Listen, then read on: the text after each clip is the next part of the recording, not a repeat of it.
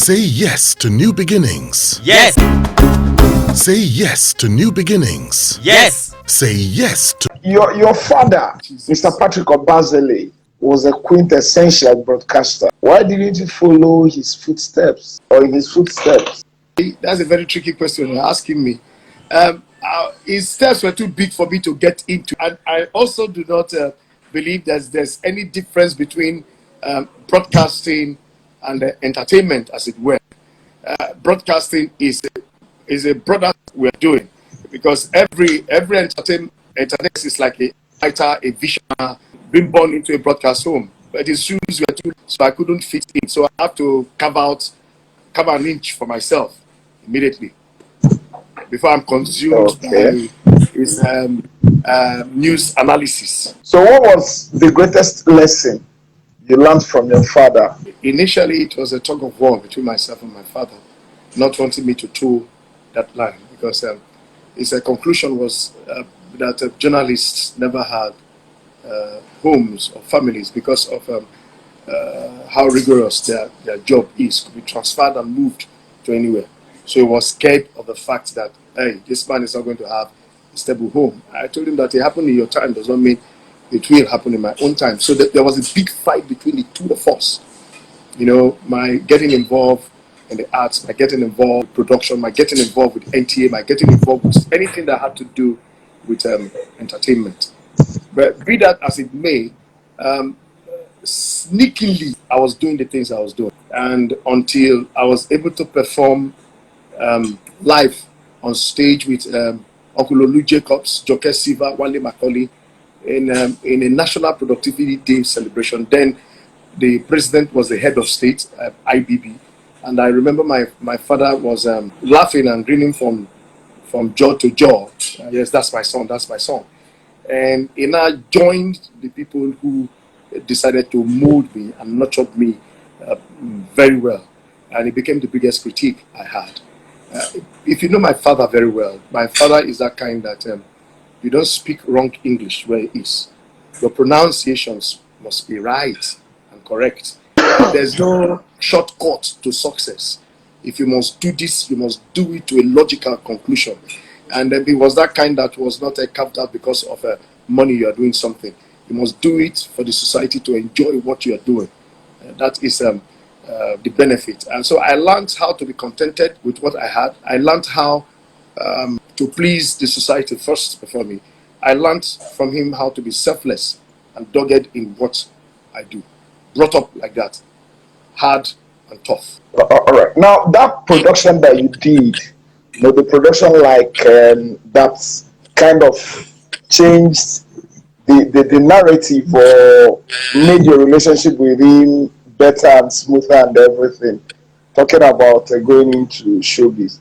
What was the title of the production? Can you remember? The Storm Within, it was a stage walk. A stage walk. The Storm Within was produced and directed by Uncle Olu Jacobs. And I still remember very, very well. One time, I said something one time long ago when I saw, there was one thing written about him in Daily Times and Observer about Dogs of War, long ago. And I did say, I was young then, a small boy. I said, I will be like this man. I will be with him. And it was like, I beg, that kind of a laugh. And so this was me. What I said then happened on stage, on a live performance. And I reminded him. You understand it?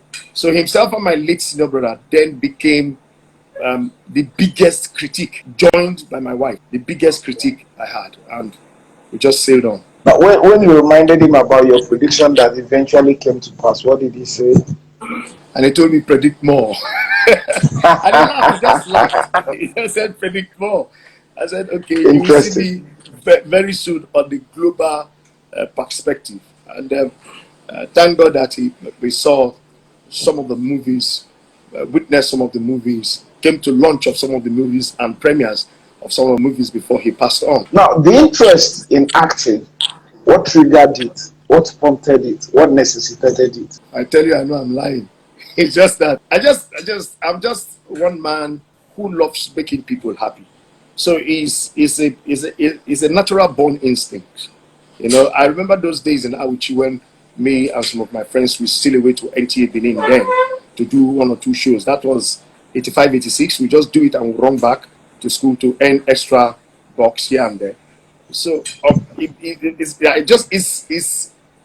it's a thing inside that propels you to want to do that which you really born to do, and it just picked up. But the craving of me being a master of what I do sprung from the fact that I am a perfectionist.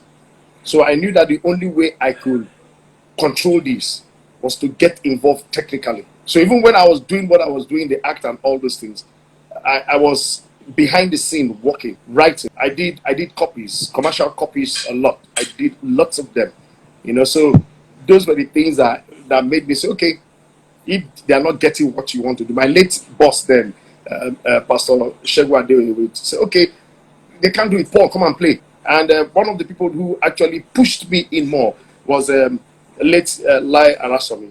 And you will see him, you say, Paul, come, get in there. Paul, get in there, tell them what I want. Paul, do what I want. And so he just stayed. So it became a very long drive. And if you go back again to history, you will see the works.